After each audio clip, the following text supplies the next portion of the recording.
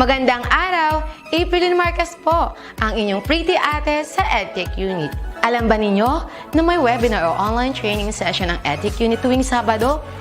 Ang araw na ito ay nakalaan para sa ating mga mahal na kaguruan upang turuan sila ng mga bagong kaalaman at kakayahan sa paggamit ng makabagong software at applications para sa pinaka-epektibong paraan at lubos mapaghusay ang kanilang paraan ng pagtuturo. This is also our refresher session for our beloved teachers to enhance their skills in technology. Every Saturday, we will conduct webinar sessions for teachers about the use, advantages, and relevance of different blended learning software applications. Ang webinar seryeng ito ay magsisimula ng alas 9 ng umaga hanggang alas 12 ng tanghali para sa morning session. Magsisimula naman ng alauna at magtatapos ng alas 4 ng hapon ang afternoon session. You can watch us in our DepEd Edtech Unit Facebook page, Educational Technology Unit YouTube channel, DepEd Tayo, and DepEd Philippines. Kita-kits tayo tuwing Sabado!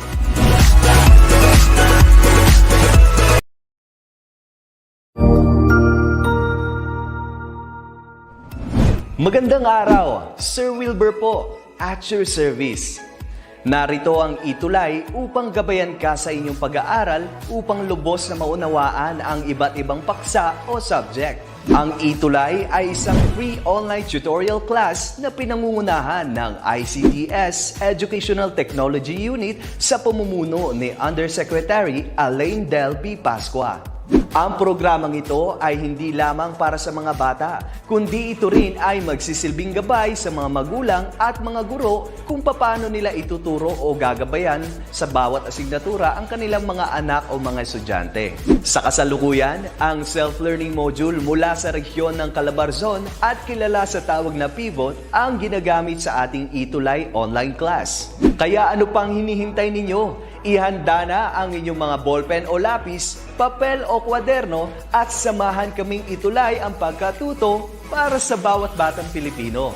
Sama-sama tayong magtutulungan para malampasan ang mga hamon sa panahong ito. Halina't matuto kasama ang inyong online tutor sa oras na ito.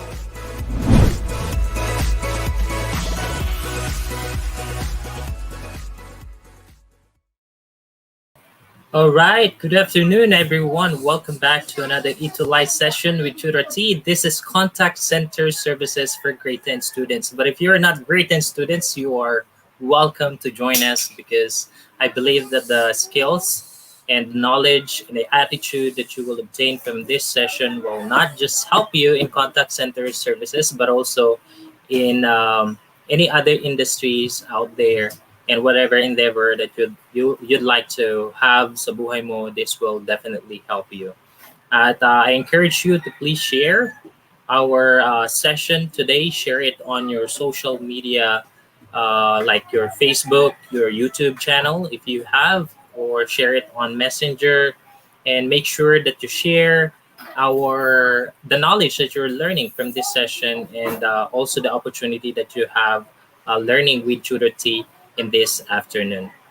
All right, so this week is already the 7th of the 4th quarter, and because of that we just have a few more weeks and we would complete our entire school year for ICT Contact Center Services for TLE 10. And if you are taking up contact center services for your schooling this year, this definitely help you. But if you're not, I encourage you to please consider rewatching our episodes or our sessions on this online platform like Facebook and YouTube, and make sure that you practice those things that I ask you to do, because without practice, you'll never learn the skills, even the knowledge that I'm presenting to you. You need to personally practice it. All right, so let's say hi to Ma'am Maria Teresa Italia, my better half. She is tuning in right now. And Ma'am, the other one, Imelda Estrelios Bayot. She said B. I don't know what that means, but good afternoon to you. Thank you for tuning in. And yeah, once again, I encourage you to please share to make sure we have more viewers and listeners for this session. All right. So for this week's lesson is going to be handling difficult or irate customers. Last week we learned. Hold on.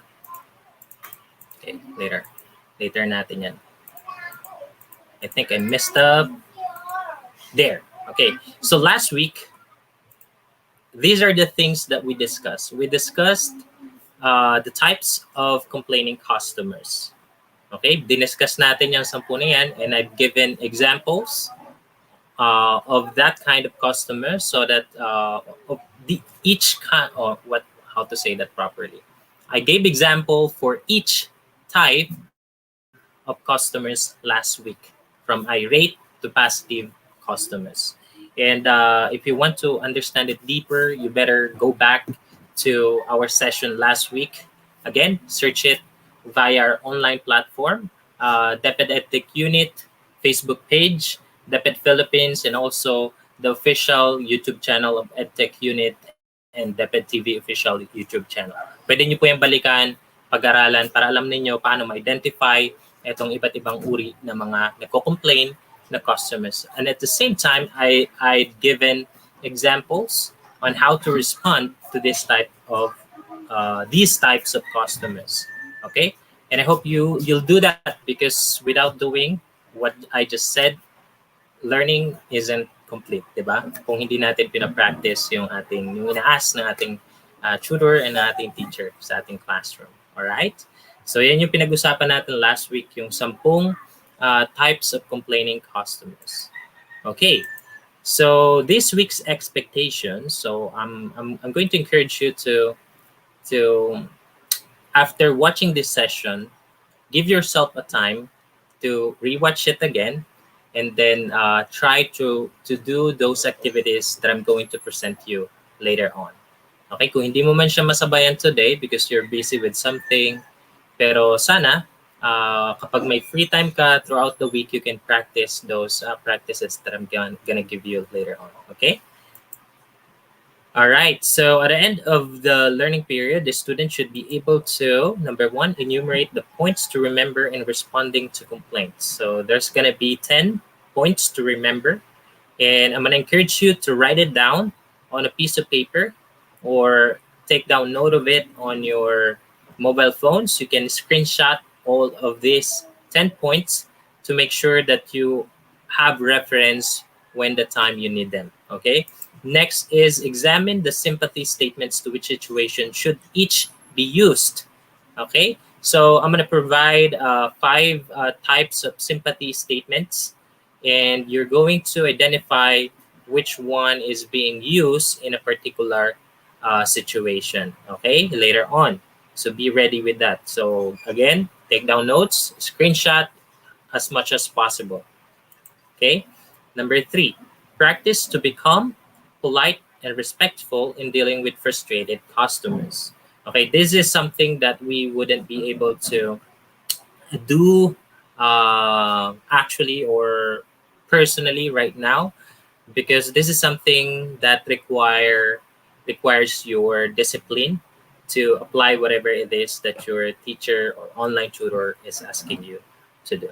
Okay. All right. So for a pre-test, to test your understanding of this topic, whether you have previous knowledge about this, or I guess you can answer this using your common sense. This is pretty easy questions, and these are multiple choices questions. Okay. Madali lang yan, may pagpipilian. Sige, subukan nating sumagot on the comment section down below. If you're ready, please give me a thumbs up or say yes if you're ready to answer this questions. So I'm going to provide you 5 questions to answer as part of your pre-test, and I hope you guys would participate, because it's pretty lonely down here or up here if I am speaking just by myself. Okay, so just participate and give it a shot. Kahit tama man o mali ang sagot, what matter most is that you are involved in this session. Okay, so our choices are the following. A, courage. Okay, basahin natin. It is the ability to sense other people's emotion, coupled with the ability to imagine what someone else might be thinking or feeling. What does this description refer to? Is that A, courage, or B, empathy, or C, politeness, or D, respectfulness? Okay, go on. Hit your keyboard or your keypad. I don't know what you're using right now, but keyboard or keypad, make sure you type in your answer. And okay, I'm waiting for your answer. This is a pretty easy question. I'm rooting on my wife right now who is tuning in to help me out with this. Give me some answer. All right. Sabi ni hey, it's the same. Melda Israelis Bayot, please give me your answer. All right. So since we have a pretty short time, I couldn't afford to wait for too long. So ang rule is dapat mabilis tayo mag-respond, and if we cannot respond fast, we may lose the opportunity to participate and see if we got the knowledge that we need for, or if we got the previous knowledge that we can show off in this session. Okay, the answer for this one is letter B. It is empathy. Okay, the ability to sense other people's emotion, and then your ability to put yourself in someone else's shoes. Okay, let's read from private chat right now. Somebody's pinging. Tutor Jester, it's letter B. Yes, Tutor Jester, that is correct. Thank you so much for participating. All right, so number 2, it is the use of personal pronouns. Pronoun makes the customer feel that you are dedicated to them as individual. Which of the following is an example of personal pronoun? So this one is pretty easy. Even a grade 6 student could answer this one. So if you're a grade 10 student, it's quite a shame if you're not going to be able to answer this one. Okay, so the choices are letter A, I, letter B, him, letter C, they, and letter D, we. So which of the following is a personal pronoun? Okay, let's see. What are your answers? Tingnan natin ang mga sagot nyo. Okay. Still waiting. Ang hirap na maghintay pero walang dumadating, 'di ba? Parang ikaw lang 'yan. Ang tagal mo nang hinintay, hindi pa rin dumating. At nung dumating, hindi naman ikaw ang pinuntahan. Okay? So sabi ni Joe, Omos, and David, letter D. Okay? Is that your answer for number 1 or answer for number 2? Okay?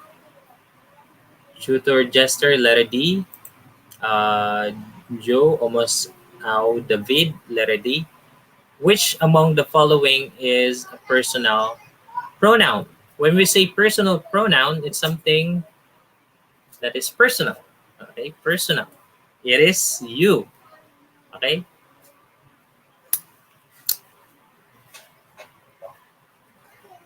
Okay, I'll give you a chance to correct your answer. Okay, I think Tutor Jester mistaken it, but he said it's letter A. Are you gonna agree with Tutor Jester? Tutor Jester said it's letter A. Okay? And Joe, almost out of it, it's letter D. Okay? Ako personally, ginagamit ko tong we kasi kapag ka nakikipag-usap ako sa customer because it feels more secure. Parang I'm not the only one responsible for this thing that I'm doing. Parang we are doing this for you instead of I am doing this for you. When you say I, it entails a lot more responsibility compared with the pronoun we. Okay? So, but in this case, personal pronouns is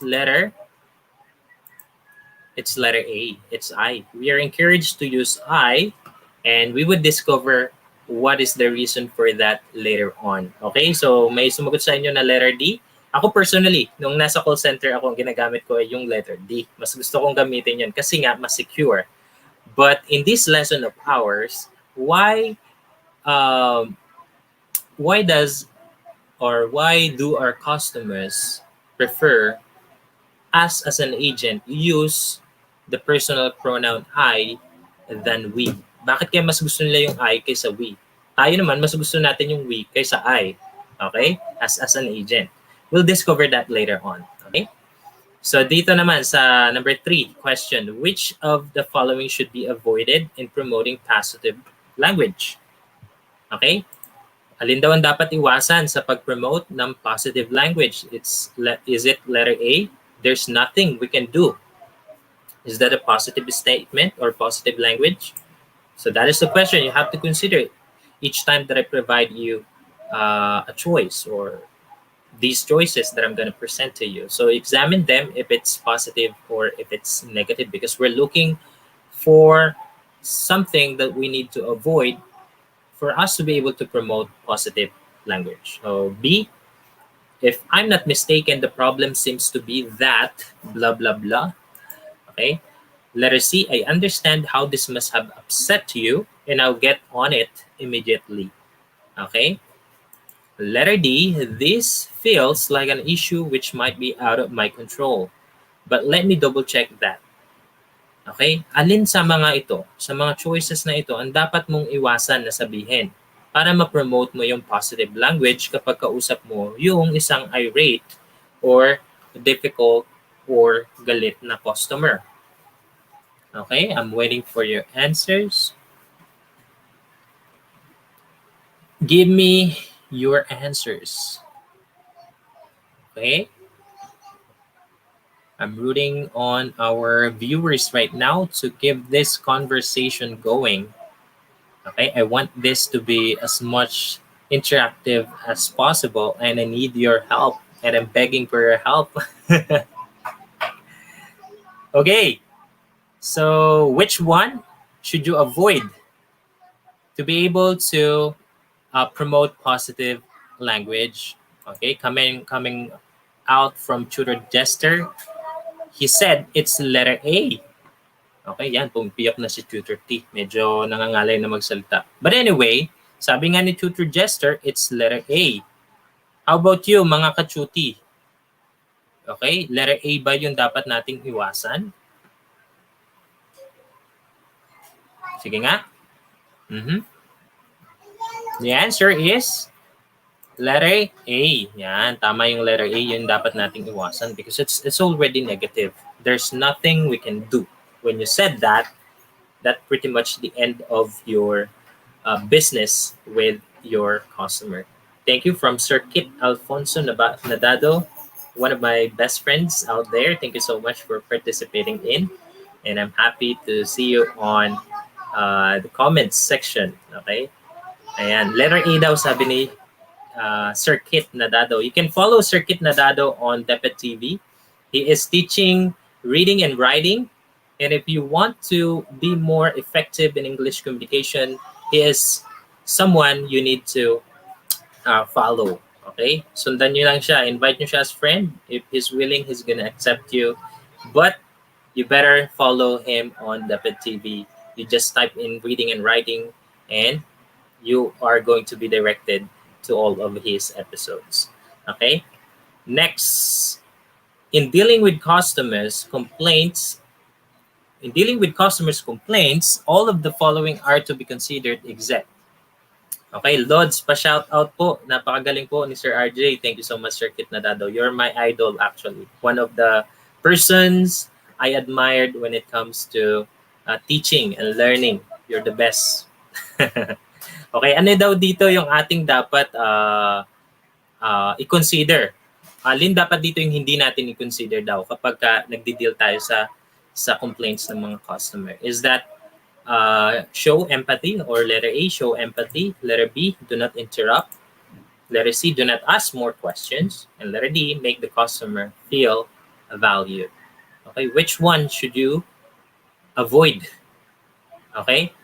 Sabi dito, lahat ng ito dapat mong gawin sa pakikipag-ugnayan sa iyong customer maliban sa isa. Which one among these choices is the odd one out? ang dapat nating tanggalin. Okay?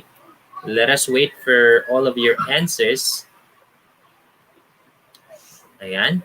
And please share our session today so that we can spread more knowledge and skills, and we can help them someday kapag nag-apply sila sa call center, madali nang mag-apply because they do have enough knowledge for them to pass their interview, at the same time to really stay longer on in the industry, because they do have knowledge and they will be able to avoid a lot of stressing situations sa call center kasi alam na nila paano mag-respond. Sabi ni Sir Kit is letter C. Sabi niya, ang sagot niya ay letter C, do not ask more questions. So that means we need to ask more question. Okay, tama ba yung sagot ni Sir Kit? Okay, tama ba yung letter C? Let's go find out. All right, that is correct. So that means we need to ask more questions. And what is the reason for that? Can you type in the comment section down below why we need to ask more questions? Okay, why we need to ask more questions? Okay, number 5. I think you'll find it much easier if you do blah, blah, blah. This sympathy statement could be used to which particular way in dealing with customer. Okay, alin dito? Yung sympathy statement na pwede natin gamitin sa pakikipag-deal o pakikipag-ugnayan sa ating, or pakikipag-deal, tama ba yung Tagalog ko? In dealing with customer complaints. Okay, alin ba dito? Suggest and offer, never raise your voice, do not take it personally, or remain polite and respectful. So, alin dito? Yung, itong statement na to, basahin natin. I think you'll find it much easier if you do. Okay. Anong uri ng sympathy statement ito? Na pwede natin gamitin sa isang paraan sa pakikipag-deal sa ating customer. Is this suggest and offer? Is this never raise your voice? Is this do not take it personally? Or is this remain polite and respectful? Okay, this statement sounds like blank for me. Okay? What does it sound like for you? Suggest and offer, never raise your voice, do not take it personally, remain polite and respectful. Okay?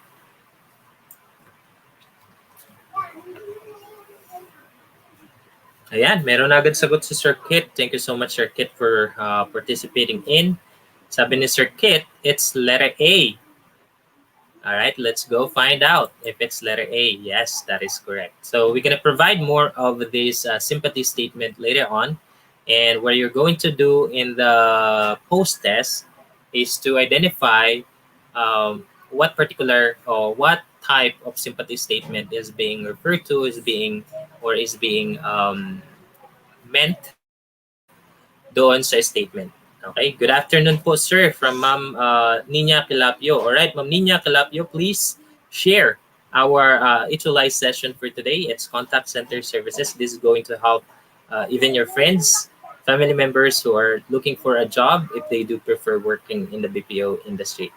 And ayan, so si Ma'am Nina Calapio pala ay co-teacher ko sa Noveleta National High School. Shout out to our all of our teachers in the Noveleta National High School. Ayan, sa Cavite Province. Okay, so let's go right into our discussion for today. This is going to be exciting because for most of your dealing with other people, not just in the call center, you're going to encounter complaint about you because you aren't perfect. I'm not perfect. My wife, even my wife complains with some of my weaknesses, my inability to perform according to her expectation. So makikita natin dito na critical yung word na expectation. Kasi yung complaints ay nanggagaling siya dahil may mga produkto or serbisyo na in-acquire o binili ng customer that may not meet their expectations. Kapag hindi na meet yung expectations, sigurado may complaints. Okay? Ayan. Alright, so the reason why for me complaints is positive or complain is a positive thing because it gives you an opportunity to improve on. Tama ba? Tama ba? Complain gives you an opportunity to improve on. Gives you an opportunity to assess yourself, assess your performance, assess your product or service so that next time the same complaint wouldn't arise. Okay? Sa tingin nyo, tama ba yon? Just comment yes kung tama yon na ang complaint ay positive if we take it positively because that's what I want to each of us. Okay? To take complaint positively kasi makakatulong siya for us to grow and improve on. Okay, so these are the 5 reasons why customers complain. Number 1, kapag nangako ka tapos hindi mo tinupad. Okay? Not kept promise or unkept promises. Ayan. So, kapag hindi natin kayang gawin, huwag nating ipangako kasi magrereklamo siya. That rings through even in our personal lives. Tama ba? Pangalawa, poor customer service. Ayan. So, marami tayong reklamo dyan kapag medyo pangit yung serbisyo na binibigay sa atin o hindi tayo na-satisfy. I remember a time, merong sa mall, dati nung hindi pa pandemic, may nagtatawag sila ng mga customer dun sa restaurant nila and then advertising this fried chicken na medyo malaki dun sa picture and I thought it was a good buy and I was I went in doon sa store nila and only to find out na halos yung chicken ay, alam niyo yung part na medyo mabuto siya. So parang pangalawang beses ko na siya na-experience na parang merong pinangako na ito yung product pero kapag nandun ka na, hindi pala yun yung product. Iba siya dun sa ina-expect mo. And that, for me, is unkept promise and at the same time, poor customer service.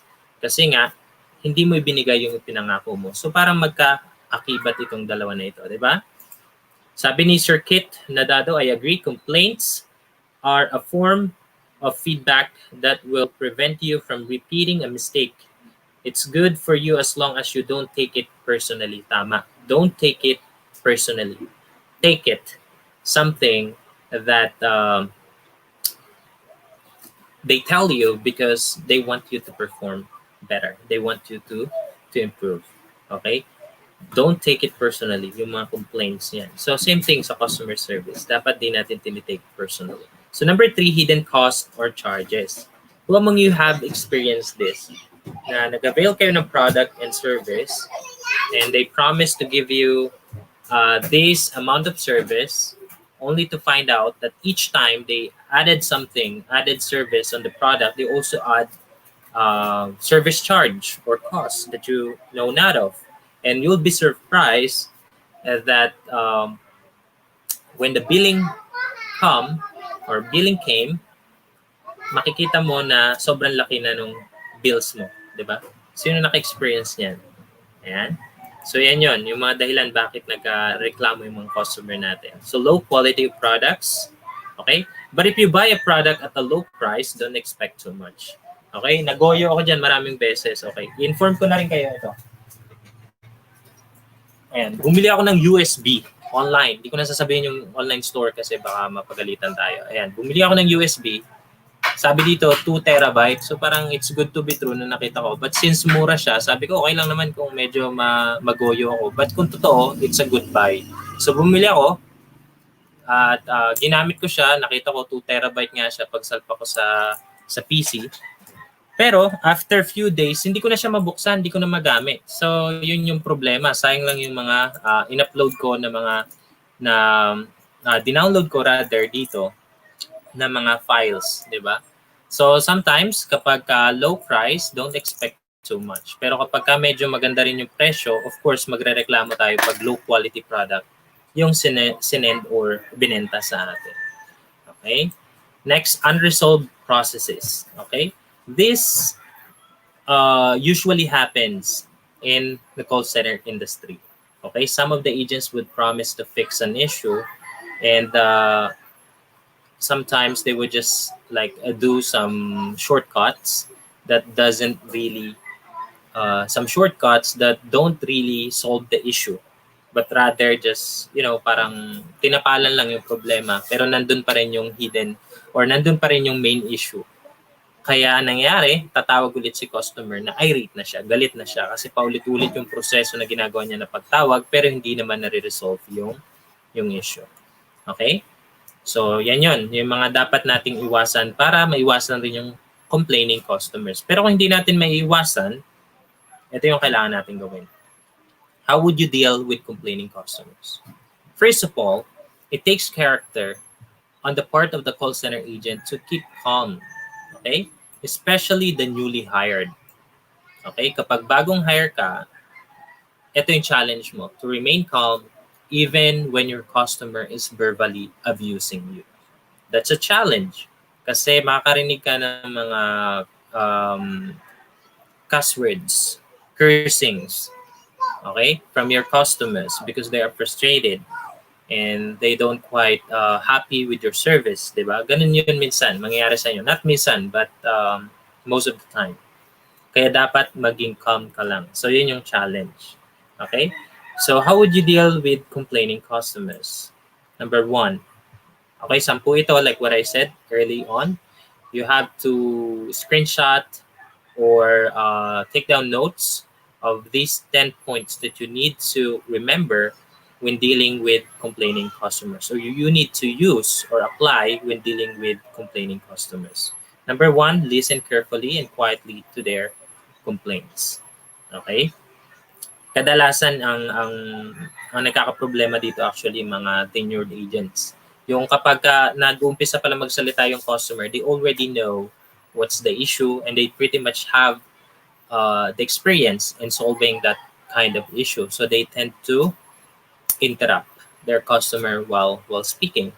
So may advantage dito yung mga newly hired because they pretty much they don't know what to do at first. So their tendency is to listen and to speak less because they want to avoid mistakes, di ba? So less talk, less mistake yung ina-apply ng mga newly hired agents. But for tenured, kadalasan sila na yung marunong mang-interrupt. But they do that quite basta magaling nilang ginagawa yan. Mahusay. O, ano yung tawag doon? Tactfully. Okay? May taktika sila para paano mag-interrupt ng hindi nakaka-offend. Okay? Pero, yun nga, gaya ng sinabi ko, madalas nagiging problema ito ng mga tenured agents. Yung nag-interrupt na sila because they know the process entirely and they can already understand or they can already guess where the conversation will go. Kaya iniiwasan na nilang humaba yung oras because they focus more on meeting their productivity, the number of calls they take in a day. Okay, ganun yun. May productivity metrics and they quite pay less attention. They pay less attention to the quality of their service. But some of the tenured agents can do it in such a tactful way. Okay? Nagagawa nila yan in such a way that it is not obvious that the customer is being interrupted. Okay? Para sa atin, new agent, sa mga bagong agent, the best way is to listen carefully and quietly to their complaints. Less talk, less mistake. Take down notes, okay, to make sure that you follow what your customer is saying. Okay? Number 3, remain polite and respectful. Kahit galit na ang iyong customer, just remain polite and respectful because that is your job as a future agent. Number 4, never raise your voice or shout at the customer. Okay? Wag kang mag-raise ng voice. Wag mong sigawan ang iyong customer. Kahit na karapat-dapat silang sigawan. It's a big no sa customer service industry. Alright, number 5, do not take it personally. Yun yung sinabi ni Sir Kit Nadado. Do not take it personally Okay? Kapag ka nagmumura na o kaya naman ay nagbibitaw na ng hindi magandang statement ang iyong customer. Do not take it personally.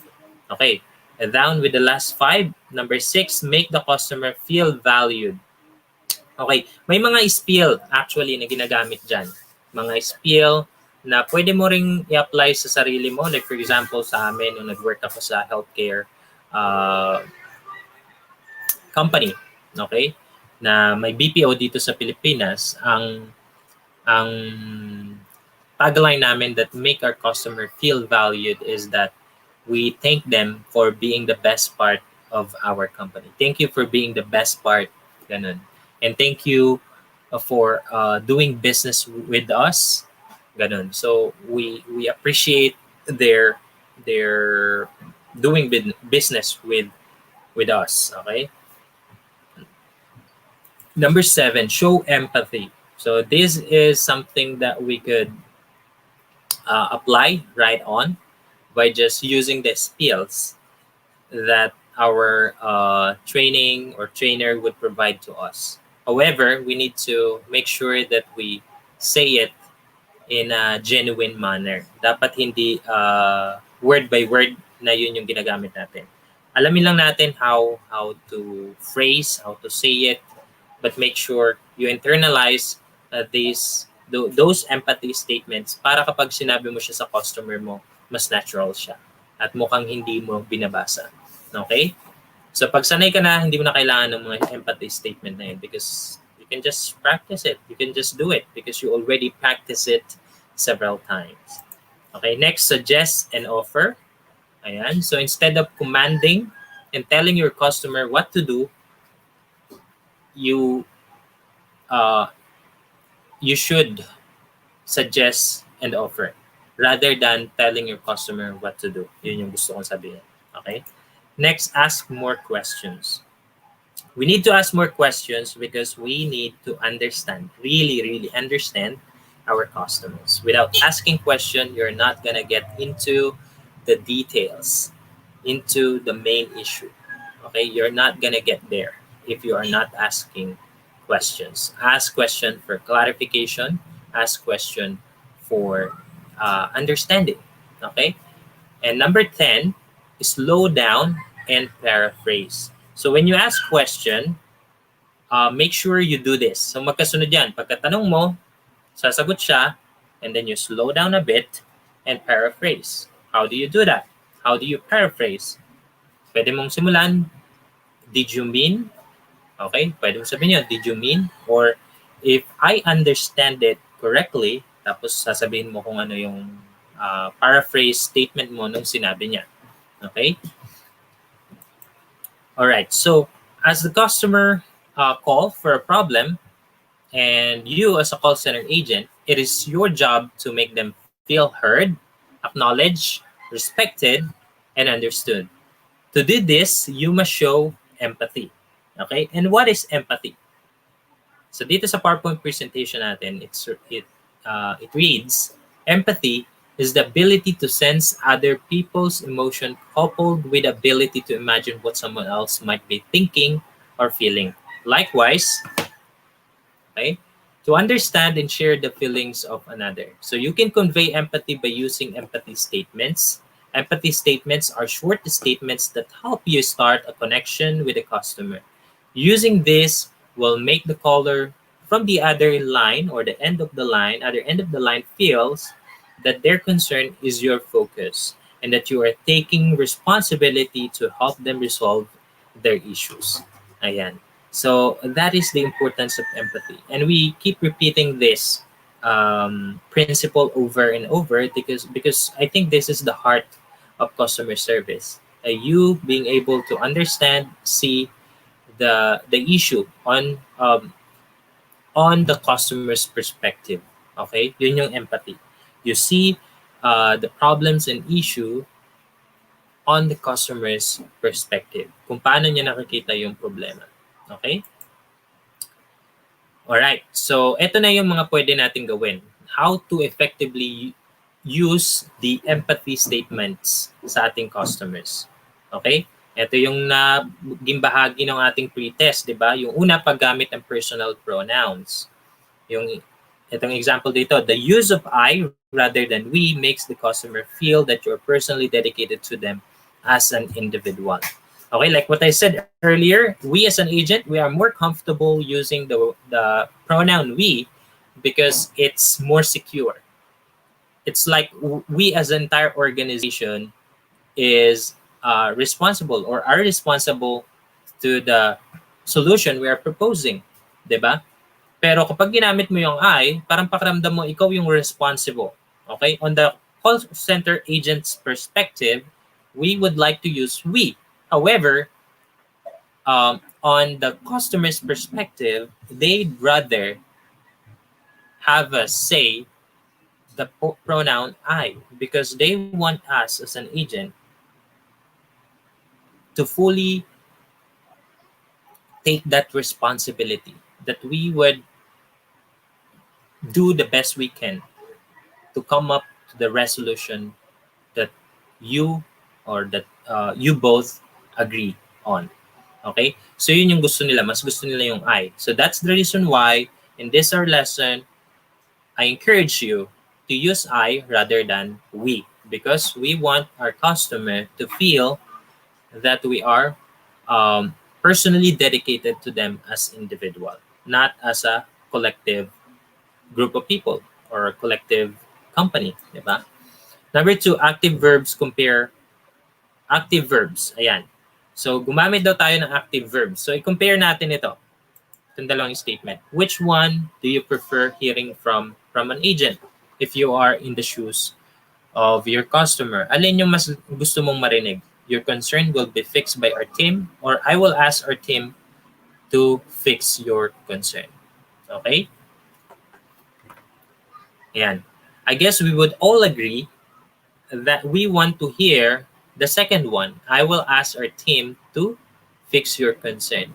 Okay, nandito yung personal pronoun. At the same time, it's active because you're the one who's going to initiate and you're going to make sure that the concern will be fixed. Okay, hindi man ikaw yung mag-fix, pero nandun ka to make sure that the team will follow through and that you will follow through personally para ma-resolve yung concern. So we would prefer yung statement na ito, itong pangalawang statement because that is an active verb. Itong isa passive. Alam niyo ba yung active and passive voice?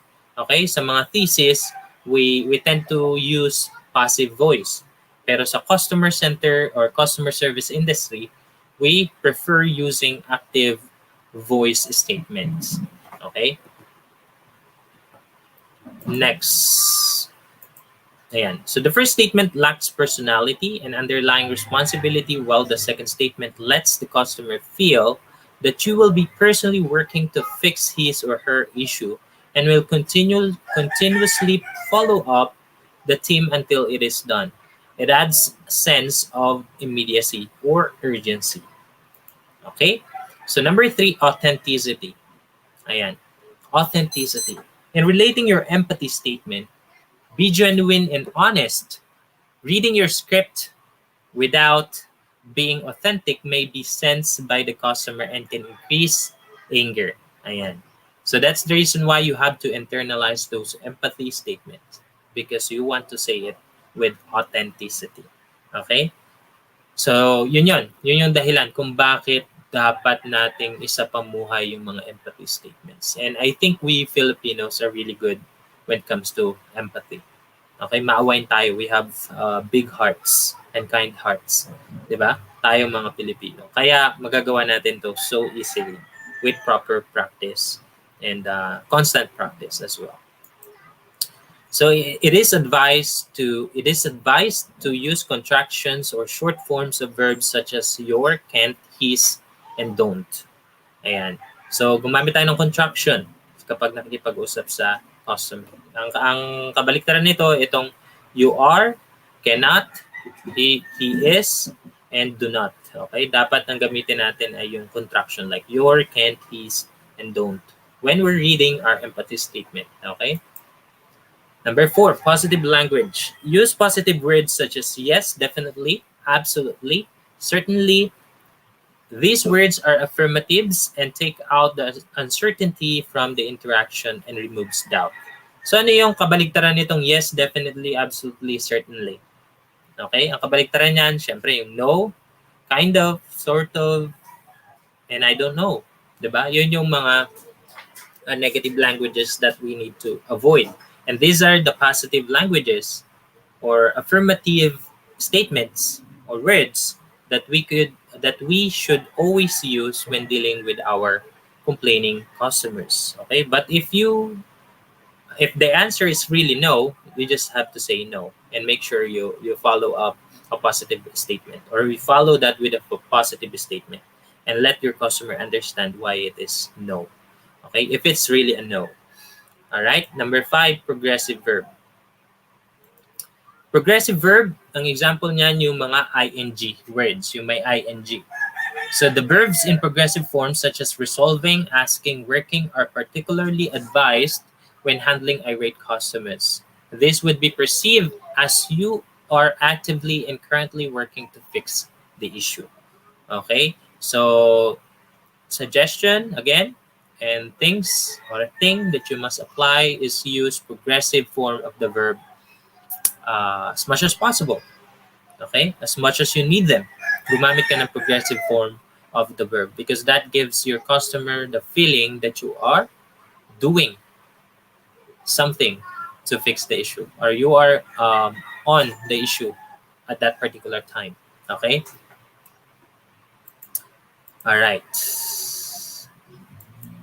Ayan. So for our activities, this going to be fast one. We already it's already 3 o'clock, and ayan. I would just run through this. So this is pretty much the activity on your learning module. By the way, we're using the learning module from Schools Division of Pasig City. Ayan, sa Schools Division of Pasig City, thank you so much for allowing us to use your learning module so that our learners throughout the Philippines may enjoy the same content, the learning module content that you have. And it's definitely a big help to me as a teacher broadcaster and as an ETUlay tutor. Okay? So pwede nyo sagutan itong tatlong activity na ito to be able to meet the performance criteria for this session. So I would just give you 5 seconds to screenshot this question if you don't have the module. But if you have the module, just open your learning module. It's week number 7 sa week number 8 rather sa inyong SDO Pasig learning module. Okay, pero kung wala kayong learning module, just screenshot this one and try answering this para naman makita natin na may progress kayo with our discussion. Okay, so I'm going to give you 5 seconds to screenshot this questions. 5, 4, 3, 2, 1, 0. Okay, let's go to another activity. Ayan. Sorry. Yan. Oops. Yan. Paano ko ito i-skip nang hindi nyo makikita? But this is the second activity. So I'll just show you this one. Okay? Ibibigay ko na lang sa inyo to. Go to your learning module kasi meron pa dong I think 5 pa or more than 5 questions na naiwan na hindi ko sinama dito. This is just to test your understanding. So pipili lang kayo dito kung yung bang statement na yon ay nagpapakita ng empathy, nagsasuggest o nag-offer, nagtatanong, yung letter C, o nagpa-paraphrase, o yung statement na yon ay nagme-make sa customer na maramdaman na sila ay valued. Okay, hirap mag-Tagalog no? Pag pinaghalo natin yung English at Tagalog, medyo mahirap. Okay, number 1. Ayan. So, did you mean to tell me? Ayun, may sagot na agad. Ayan. So, yun ay letter C. Okay, you ask more question. Or, I think that will go to paraphrasing as well. Did you mean to tell me? Then you blah blah blah. You add your paraphrase statement. So I guess that one is letter D. slow down, and paraphrase. And that could be part of asking more question as well. Okay, pwede rin naman yun. Next, if I were in your position, I would feel the same way. Ayan, medyo madali yung isang yan. So, yan yung uri ng empathy statement. Ayan, so that's the reason why it's letter A. It's showing empathy. Next. Yan, how do you feel about? Okay, what kind of statement is that? Is that showing empathy? Is that suggesting and offering? Is that asking more questions? Is that slowing down and paraphrasing? Or making the customer feel valued? How do you feel about? Okay, blah, blah, blah. How do you feel about me sending you an email right now confirming that you already paid or that your bill already, that the interest on your bill is already canceled. So something like that. So ano sa tingin niyo yan? That is letter B. Okay, suggest and offer. Okay, number 4. If I'm understanding you correctly, okay, that is a classic example of slowing down and paraphrasing. Okay, if I'm understanding you correctly, that is slowing down and paraphrasing. Last, your business means a lot to us. Ayan, your business means a lot to us. Thank you for being the best part of our company. Thank you for being the best part of ABC Healthcare. Okay? Anong klaseng statement yan? So that is making your customer feel valued. Making sure that you show your appreciation for them doing business with your company. Okay? Ayan. So para sa ating takeaway activity, so I would like you to propose a way to remain calm, polite, and respectful in dealing with a frustrated customer. Okay? Propose a way. Pwede nyo i-submit yan sa inyong teacher, sa inyong contact center services. Propose a way to remain calm, polite, and respectful in dealing with a frustrated customer. That activity can also be found in your learning module if you are using the SDO POSIG's learning module. Ayan. So that is pretty much everything we have for today. Thank you so much for tuning in. Don't go away because there are going to be more ETUlay tutors coming in after this. Kaya wag kayong lalayo. Patuloy lang na sumabaybay sa ating ETUlay session. Once again, I'm Tutor T and thank you so much for joining me.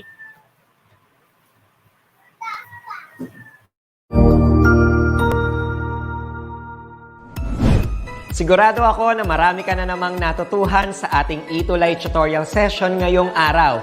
Tandaan, ito ay hindi lamang para sa ating mga mag-aaral, kundi pati rin sa ating mga minamahal na guro at mga magulang na kaagapay natin para maituloy ang pagkatuto sa kabila ng nararanasang pandemya.